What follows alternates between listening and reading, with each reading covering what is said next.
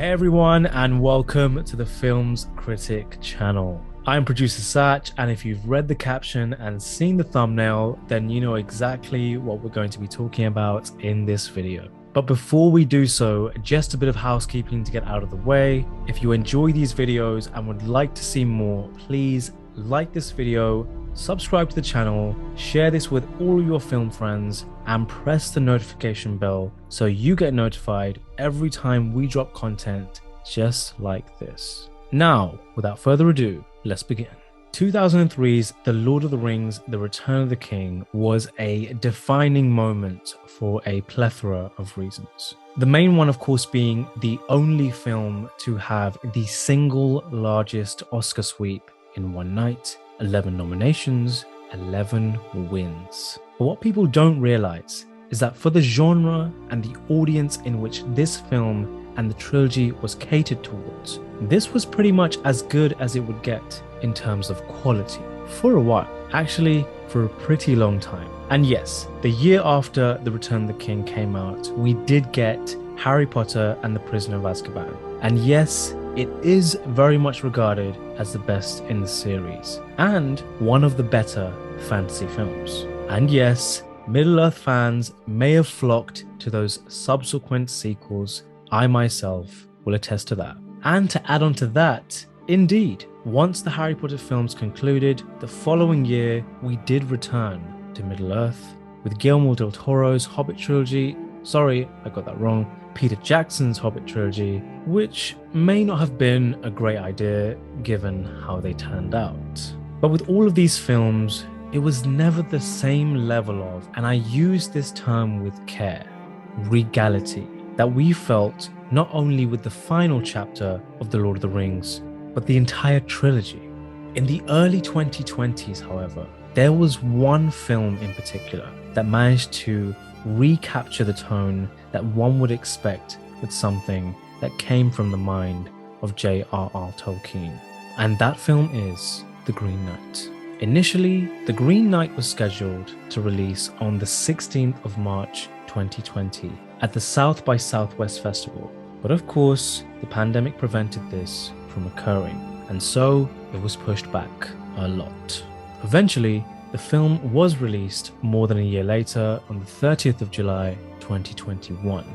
And this would, in a way, come to be a very good thing. The film's director, David Lowery, even stated that he was unhappy with the cut that was set to premiere at the festival and spent 6 months during the pandemic re-editing the film into something he could be satisfied with. Now, at this point in A24's almost decade-long run of distributing and financing independent films, there had already been notable films that delved into the sci-fi territory, but not one that delved entirely into the fantasy genre until The Green Knight. The Green Knight is a very unique film from a storytelling standpoint, simply because the author, from the only surviving manuscript of the 14th century story, is anonymous. No one knows who wrote the story. And not only that, in 1731, a fire almost destroyed the Green Knight forever, leaving only one page, the first page of the Arthurian story, making it the only authentic copy to exist to this day. And so, just like how Peter Jackson, Fran Walsh, and Philippa Boyens had the monumental task of adapting Tolkien's work into cohesive films, Lowery very much also had the incredible task of adapting this one page into a film that made sense. Well, kind of. And this is where Tolkien threads everything together. The 14th century poem is more formally known as Sir Gawain and the Green Knight. And as stated by Ralph Ineson, who voices the titular character, The Green Knight is a far-reaching, culturally resonant mythic morality tale, and Tolkien himself was one of the most important scholars to embrace and translate the story, and considered the poem a window of many coloured glass looking back into the Middle Ages. So what makes this stand out as a Lord of the Rings-esque film, as opposed to anything that came out in the 20 years since the trilogy first commenced. 4 aspects in particular. And the first one is the main character. Both the character of Frodo in The Lord of the Rings and Gawain, who is, by the way, portrayed incredibly by Dev Patel. Both characters are very much untested when we first see them, and in many ways they go through several moments of struggle and peril. Albeit Frodo's experience is much worse, but the Green Knight's grounded point of view of Gawain's journey makes the audience feel much more surrounded by everything he's experiencing on this journey as he seeks out the titular character.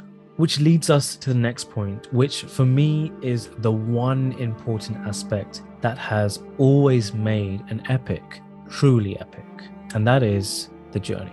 Gawain's journey may physically start with the moment he steps out of his warmly home, but it really starts the moment he beheads the knight. Mentally and psychologically, this moment commences his journey, and it haunts him for a year, the time in which he has to complete the task of finding the Green Knight, which is also roughly the amount of time it takes for Frodo to destroy the ring, since when he set out on his journey. And that leads us to the next point, which may have been to the film's detriment in struggling to find its audience and thus not profiting as, say, a film like Pan's Labyrinth did, which had a similar budget, but naturally with a more well-known director in Guillermo del Toro at the helm. Anyway, what we're referring to here specifically is time. The use of the 130-minute runtime does feel lengthy, and while length is to the Lord of the Rings' advantage, as 9 hours are plentiful to pack everything in, The Green Knight is making up for what it doesn't have in its source material. But don't get me wrong, if you're looking for a slow burner, much like Blade Runner 2049, and there are noticeable similarities between the two, this is definitely the film for you. And last but not least, that leads to our final point, tone. While the film is labeled as a medieval epic, it does have a variety of beats that make up for a well-balanced narrative, catered to a casual audience member. Action, romance, danger, mystery, horror, and even comedy. And this is reminiscent of Jackson's trilogy, which also went through these beats. Additionally, the numerous subtle changes in the storyline also allude to the fact that the story isn't concrete and can be interpreted in a number of ways. But Lowry found a way to make it his own, and by going down the dreamlike way of presenting the tale, it also allows the audience to come to their own conclusion about not only the events of the film, but also what they mean.